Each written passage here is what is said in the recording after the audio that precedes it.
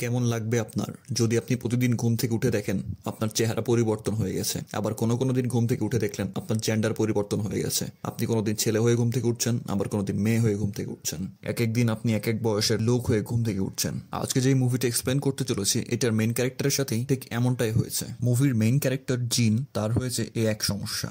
সে প্রতিদিন রাতে ঘুমানোর পর সকালে ঘুম থেকে উঠে দেখে নতুন এক চেহারা পেয়েছে সে। জিন তার লাইফের স্টোরিটা বলতে চলেছে।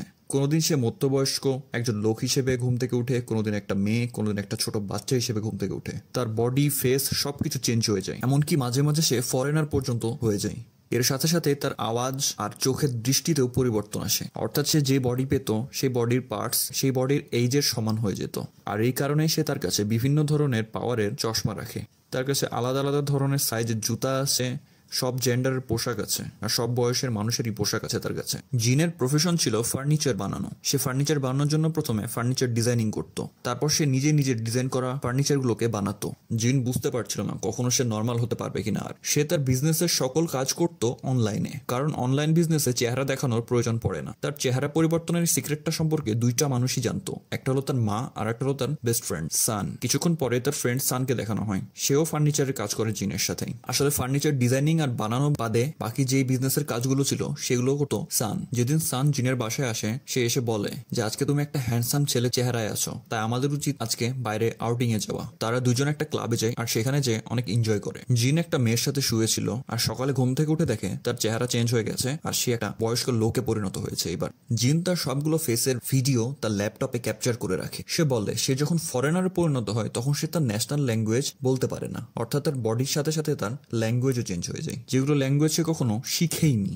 আর তার এই সমস্যাগুলোর কারণে সে আজ পর্যন্ত কখনো কোনো মেয়েকে পছন্দ করেনি আর কারোর সাথে রিলেশনে যাওয়ার ট্রাইও করেনি। আর তার এই বডি চেঞ্জিং এর সমস্যাটা শুরু হয়েছিল আজ থেকে ঠিক 12 বছর আগে, যখন তার বয়স ছিল 18। এবার তার পাস্টের একটা সিন দেখানো হয়, যেখানে দেখানো হয় সে একদিন ঘুম থেকে উঠে আর দেখে যে তার চেহারা পরিবর্তন হয়ে গেছে, সে একটা অন্য মানুষে পরিণত হয়েছে। সে আয়নার দিকে তাকিয়েই ভয় পেয়ে যায়, সে দৌড়ে যায় তার মায়ের কাছে, কিন্তু তার মা তাকে কোনো মতে সামলিয়ে নেয়। জিন বাকি মানুষদের মতো আর নর্মাল লাইফ স্পেন্ড করতে পারবে না, আর এই কারণেই সে স্কুলও ছেড়ে দিয়েছিল। সেই সময় যখন সব ধরনের ছেলেরা স্কুলে যাচ্ছিল আর সে তখন বিজি ছিল তার লাইফটাকে ব্যালেন্স করতে। একদিন সান কিছু জিনিস নিয়ে জিনের বাসায় যায় আর সেখানে যে একটা মেয়ের সাথে তার দেখা হয়, সে ভাবে যেটা হয়তো জিনের মা। মেয়েটা সানকে খাবার দেয়, কিন্তু তার কিছুক্ষণ পরেই জিনের আসল মা সেখানে চলে আসে। তখন সানকে জিম বলে যে সেই হচ্ছে জিন, কিন্তু তার ফ্রেন্ড এটা মানতেই নারাজ হয়ে গেছিল, যেটা কিভাবে হতে পারে, তার ফ্রেন্ড কিভাবে একটা মেয়েতে পরিণত হয়েছে। তখন সে রিয়েলিটি জানার জন্য তার ফ্রেন্ডকে কিছু সিক্রেট প্রশ্ন জিজ্ঞেস করে, যেগুলো শুধু তার দুজনই জানতো, আর তার প্রশ্নগুলোর উত্তরও সেই মহিলাটা দিয়ে দেয়।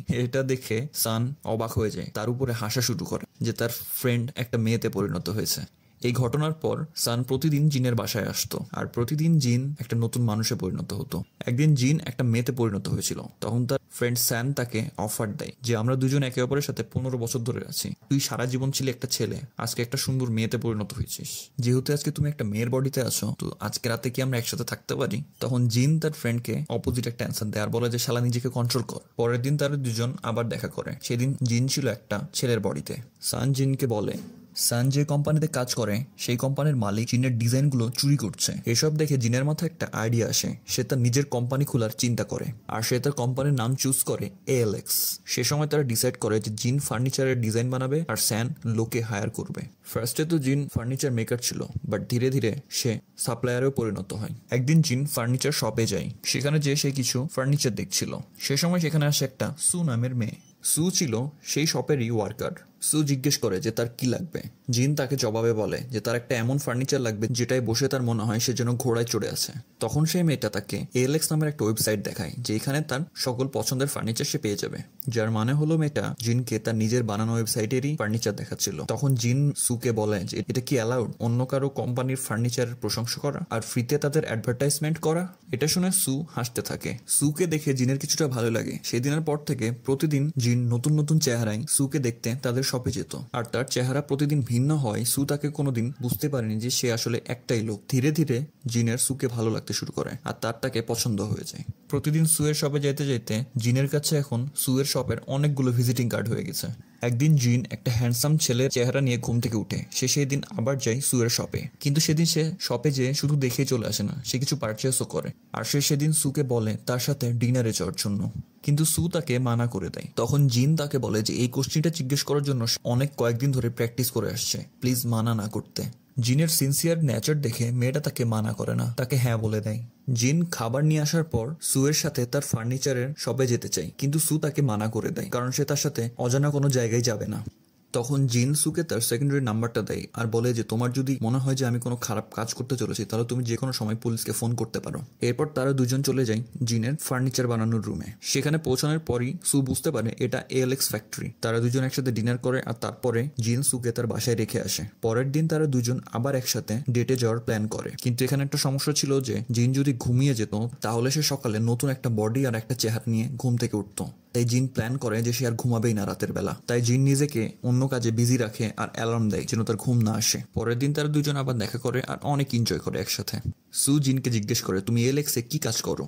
তখন সে বলে আমি এখানে ফার্নিচার ডিজাইনিং এর কাজ করি। তখন সান সেখানে চলে আসে আর তারা দুজন লুকিয়ে যায়। এরপরে তারা দুজনের বাসায় চলে যায়। জিন তার ফ্যাক্টরিতে আবার কাজ করা শুরু করে আর নিজেকে জাগিয়ে রাখার চেষ্টা করে যেন তার বডিটা আবার চেঞ্জ না হয়। পরের দিন তারা আবার দেখা করে, কিন্তু এদিকে জিন কয়েকদিন ধরে না ঘুমিয়ে তার প্রচুর ঘুম আসছিল। কিন্তু গত রাতে সে যখন সুকে তার বাসায় ড্রপ করতে যাচ্ছিল, তার বাসায় ফেরার পথে বাসের মধ্যেই ঘুমিয়ে পড়ে। যখন বাস স্টেশনে থামে তখন তার ঘুম ভাঙে আর সে দেখে সে একটা মিডল এজ পার্সনে পরিণত হয়েছে। স্টেশনে পৌঁছানোর পর সে দেখে সু তার ওয়েট করছে, কিন্তু এই মিডল এজ পার্সন চেহারাটা নিয়ে তো সে সুয়ের সামনে যেতে পারবে না। এরই মধ্যে সুয়ের কাছে তার বসের কল আসে আর সে সেখান থেকে চলে যায়। সু জিনকে অনেক কল করে, কিন্তু জিন রিসিভ করে না, কারণ তার ভয়েসও তো চেঞ্জ হয়ে গেছে এর মধ্যে। তাই সে শুধু একটা সরি লিখে মেসেজ ড্রপ করে। আর জিন মনে মনে ভাবে যে তার মনে হয় বিউটিফুল লাইফের এন্ডিং হয়ে গেল। সু তাকে আবার মেসেজ করে আর বলে যে আমি তোমাকে স্টেশনে অনেকক্ষণ ধরে খুঁজেছি, তুমি কোথায় ছিলে? জিন ডিসাইড করে সে সুকে না বলে এভাবে ছাড়তে পারবে না, তাকে তার সত্যি ঘটনাটা বলা লাগবে। পরের দিন ঘুম থেকে উঠে জিন একটা মেয়েতে পরিণত হয়েছিল। সে সেদিন সুয়ের সাথে দেখা করে আর সে সুকে বলে যে তার সাথে যেতে, সে জিনের ব্যাপারে সবকিছু জানে। জিন সুকে নিয়ে তার ফার্নিচার ফ্যাক্টরিতে আসে আর সুকে তার সবগুলো ক্যাপচার করা ভিডিও দেখাতে থাকে একটা একটা করে। তার ভিন্ন ভিন্ন চেহারা সবগুলো ভিডিও সুয়ের সামনে সে রিভিল করে। সে সুকে এটা বলে যে সে আসলে একটা ছেলে, কিন্তু সে প্রতিদিন যখন ঘুম থেকে উঠে সে একটা নতুন বডি পায়। সু এগুলো কথা বিলিভই করে না আর সে সেখান থেকে চলে যায়। অনেকদিন কেটে যায়, কিন্তু সু জিনকে ভুলতেই পারছিল না। সে সবসময় জিনের কথা ভাবতে থাকে। সে এত পরিমাণে জিনকে মিস করছিল যে সে একদিন তার সাথে দেখা করতে তার ফ্যাক্টরিতে চলে যায়। তখন জিন একটা জাপানের মেয়ের বডিতে ছিল। সে সুকে ভিতরে আসতে বলে। সু জিনকে বলে তুমি কি সত্যি সত্যি আমাকে পছন্দ করো? যদি করে থাকো তাহলে তোমাকে আমার একটা কথা মানতে হবে, আর সেটা হলো আমি তোমার সাথে শুতে চাই আর আমি তোমাকে দেখতে চাই তুমি কিভাবে তোমার বডি ফেস সবকিছুকে পরিবর্তন করো ঘুমের মধ্যে। শোয়ার সময় সু জিনকে জিজ্ঞেস করে যে তোমার এই সমস্যা কবে থেকে শুরু হয়েছে। তখন জিন তার সমস্যার শুরু থেকে সব কথা সুকে বলে। তখন সে জিনের আসল বয়স 29 জানতে পারে। সুয়ের বয়সও ছিল 29। সু জিনকে আরো জিজ্ঞেস করে যে তুমি আমাকে কেন তোমার গার্লফ্রেন্ড হিসেবে চুজ করেছো? জিন সুকে বলে যে আমি কখনোই ভাবিনি যে আমি কোনো মেয়েকে পছন্দ করব, কিন্তু তোমাকে দেখার পর আমি কন্ট্রোল করতে পারিনি নিজেকে, তাই তোমাকে আমি ধীরে ধীরে ভালোবেসে ফেলেছি। এরপর তারা দুইজন ঘুমিয়ে পড়ে। পরের দিন সকালে ঘুম থেকে উঠে জিন একটা হ্যান্ডসাম ছেলেতে পরিণত হয়েছিল, অর্থাৎ সে আবারও চেঞ্জ হয়ে গেছে অ্যাজ ইউজুয়াল। জিনও খুশি হয়ে যায় যে সু সবকিছু জানার পরও তার সাথে আছে এখনো। এরপর তারা দুজন একসাথে টাইম স্পেন্ড করে আর একসাথেই থাকা শুরু করে। তারা দুজন একটা হ্যাপি লাইফ পার করছিল। পরের দিন সু জিনের ঘাড়ে একটা ট্যাটু বানায় যেন সে বুঝতে পারে যে এটা আসলেই জিন। একদিন রাতে জিনের সুয়ের সাথে একটা পার্টিতে যাওয়ার কথা ছিল, কিন্তু ঘটনা ঘটে গেছে কি যে জিন সেদিন একটা মেয়েতে পরিণত হয়েছিল। জিন ঘুমানোর অনেক চেষ্টা করে যেন তার চেহারা আবার পরিবর্তন হয়, কিন্তু সে ঘুমাতেই পারে না। এদিকে পার্টিতে সব লোক তাদের পার্টনারের সাথে এসেছিল। সুকে তার বস জিজ্ঞেস করে যে তোমার পার্টনার কোথায়, এখন এলো না কেন? সবাই সুয়ের পার্টনারকে দেখতে চায়। আসলে সবাই সুকে এক এক দিন এক একটা মানুষের সাথে দেখে। ঠিক তখনই পার্টিতে একটা ছেলে এসে সুয়ের হাত ধরে, ঠিক যেভাবে জিন তার হাত ধরে সবসময়। তখন সু বুঝে যায় যে এটাই জিন। তাদের দুজনকে দেখে পার্টিতে সবাই হয়রান হয়ে যায়। সব থেকে বেশি অবাক হয় সুয়ের বস। পরের দিন জিন একটা মেয়েতে পরিণত হয়েছিল আর সে সুকে তার মায়ের সাথে দেখা করতে নিয়ে গেছিল সেই দিন। জিনের মাদার সুকে থ্যাঙ্কস বলে যে সে তার ছেলের সাথে রয়েছে তাই। পরের দিন সকালে জিন নিজেকে প্রশ্ন করে যে সু কি আসলে তার সাথে বিয়ের জন্য রাজি হবে? তার কি উচিত হবে সুকে জিজ্ঞেস করা তার সাথে বিয়ে করার জন্য? সে কিছুদিন তার ওয়েডিং রিং বানানোতেই বিজি ছিল। এদিকে সু অনেক ডিপ্রেস ছিল। সে ডক্টরের সাথেও দেখা করছিল। সে ডক্টরকে যে তার অ্যাংজাইটির কথা বলে, ডিপ্রেশনের কথা বলে। ডক্টর সুকে অ্যান্টি ডিপ্রেস পিল দেয়। একদিন সু জিনকে বলে যে আমার তোমার সাথে সময়গুলো স্পেন্ড করতে অনেক ভালো লাগে, আমার অনেক ইচ্ছা যে তুমি একটা নর্মাল লাইফ স্পেন্ড করো, আবার একটা নর্মাল মানুষে পরিণত হও। তখন জিন সুকে জিজ্ঞেস করে যে সু কি তাকে বিয়ে করতে রাজি আছে। তখন সু কোনো জবাব দেয় না। তখন জিন সুকে তার বাসায় ড্রপ করতে যায়। রাস্তার মধ্যে সে আবারও জিজ্ঞেস করে সে কি তাকে বিয়ে করতে রাজি আছে। সু জিনকে বলে গাড়ি থামাও, আর জিনকে বলে যে বিয়ে কোনো ছোট জিনিস না, আমি আমার বাসার মানুষকে কি বলবো যে আমি যাকে বিয়ে করছি তার চেহারা প্রতিদিন চেঞ্জ হয়ে যায়, সে একদিন এক বডিতে যায়, একদিন ছেলে হয়, একদিন মেয়ে হয়, একদিন ছোট বাচ্চায় পরিণত হয়। তার কথা শুনে জিন বলে যে আমি যখনই তোমার থেকে দূরে থাকি আমার থাকা সম্ভব হয় না। সু জিনকে বলে তুমি শুধু তোমার নিজের ব্যাপারে ভাবছো, আমার ব্যাপারে ভাবছো না। তুমি একবার আমাদের সমাজের কথা চিন্তা করো, আমি তোমাকে বিয়ে করলে মানুষ কি ভাববে। সে জিনকে আরো বলে তুমি কি জানো তুমি কে, তুমি কি জানো যে তুমি কালকে কি থাকবে। তুমি আয়নায় দাঁড়ালে নিজের চেহারা নিজেই চিনতে পারো না। তোমার তো হয়তো এটা ডিসাইড করতে অনেক সময় চলে যায় যে তুমি আজকে কোন ড্রেস পরবা, কোন জুতা পরবা, আর কোন চোখের লেন্স পরবা। সু বলে যে আমি অনেক কষ্টে বুঝতে পারি যে এটাই আসলে আমার জিন, আমি অন্য মানুষকে কিভাবে বুঝাবো যে তুমি কে। শেষে জিন সুয়ের সকল ঘটনা বুঝতে পারে যে হ্যাঁ সে আসলে অনেক চিন্তার মধ্যে আছে। সু গাড়ির মধ্যেই তার টেনশনের পিলগুলোকে নেয়। সু হসপিটালে অ্যাডমিট হয় আর জিন সেখানে চলে যায়। হসপিটালে যে জিন জানতে পারে যে সু অ্যান্টি ডিপ্রেশনের পিল নিচ্ছিল, আর এটা নিচ্ছিল শুধু সে জিনের কারণে, আর ওভারডোজ হওয়ার কারণে সে অসুস্থ হয়ে পড়েছে অনেক। পরের দিন জিন একটা মেয়ের বডিতে ছিল, আর সে ছিল তখন তার মায়ের সাথে। তার মা তাকে বলে জিন একদম তার বাবার মতো, তার বাবারও সেই সেম সমস্যা ছিল। সেও প্রতিদিন সকালে ঘুম থেকে ওঠার পর চেঞ্জ হয়ে যেত, আর তার বাবার কারণেও তার মা একটা স্ট্রেসের পেশেন্টে পরিণত হয়েছিল। নিজের ওয়াইফের অবস্থা এত বাজে দেখে জিনের বাবা তার ওয়াইফকে ছেড়ে সেখান থেকে চলে যায়। কথাটা শোনার পর জিনও ডিসাইড করে যে তারও মনে হয় এমনই করা উচিত, সুয়ের থেকে দূরে চলে যাওয়া উচিত তার, এতে দুইজনই ভালো থাকবে। সেদিন সন্ধ্যায় তারা দেখা করে, আর কিছুক্ষণ হাঁটার পর জিন সুকে বলে যে আমাদের ব্রেকআপ করা উচিত, আর সেখান থেকে ব্রেকআপ করে জিন চলে যায়। ব্রেকআপ করার আগে জিন সুকে একটা চেয়ার বানিয়ে দিয়ে যায়। সে চেয়ারটা দেখে আর জিনের কথা মনে করে সু প্রায় কান্নাকাটি করতে থাকে। প্রায় 10 মাস পার হয়ে যায়, এখন সু অনেক নর্মাল হয়ে গেছে। একদিন সুয়ের বস তাকে একটা ওয়েবসাইটের ফার্নিচারের ডিজাইন দেখায়। ফার্নিচার ডিজাইনগুলো দেখেই সু বুঝতে পারে যে এটা অবশ্যই জিনের বানানো ফার্নিচার। তার বস তাকে বলে যে এই ডিজাইনটা অনেক সুন্দর, আর তোমাকেও আমাদের কোম্পানির জন্য এই সেম ডিজাইনটা বানাতে হবে। তখন সু ভাবে যে সারা জীবন সে বাকি মানুষদের কথাই ভেবে এসেছিল যে মানুষ কি বলবে, আসলে সে নিজেও জিনকে ছাড়া থাকতে পারছিল না। আর সেই সময় সে জিনকে খোঁজার ডিসিশন নেয়। জিনকে দেখানো হয় সে অন্য একটা দেশে সেই দেশের মানুষের মতো হয়ে ফার্নিচারের কাজ করত। সু জিনের অ্যাড্রেস খুঁজে বের করে সেখানে চলে যায়, কিন্তু জিন তাকে বলে যে এখানে জিন নামের কোনো মানুষ থাকে না। তখন সু তাকে বলে সে কোরিয়া থেকে এসেছে তাদের দেশে শুধু ফার্নিচারের ব্যাপারে কিছু কথা বলতে। আর সু তাকে রিকোয়েস্ট করে যে সে যেন তাকে কিছুক্ষণের জন্য ভিতরে আসতে দেয়।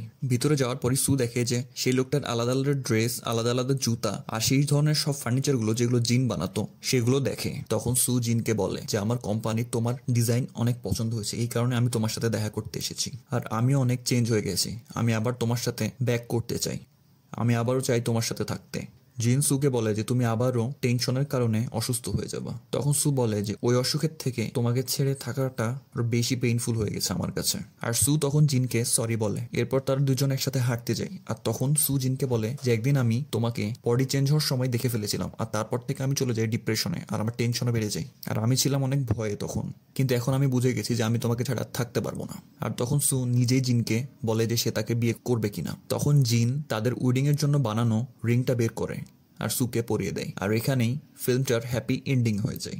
এক্সপ্লেনেশনটা ভালো লেগে থাকলে একটা লাইক দিয়ে যাবেন, আর নিচে কমেন্টে জানাবেন কেমন লেগেছে আপনাদের ভিডিওটি। সাবস্ক্রাইব করে আমাদের পাশেই থাকুন।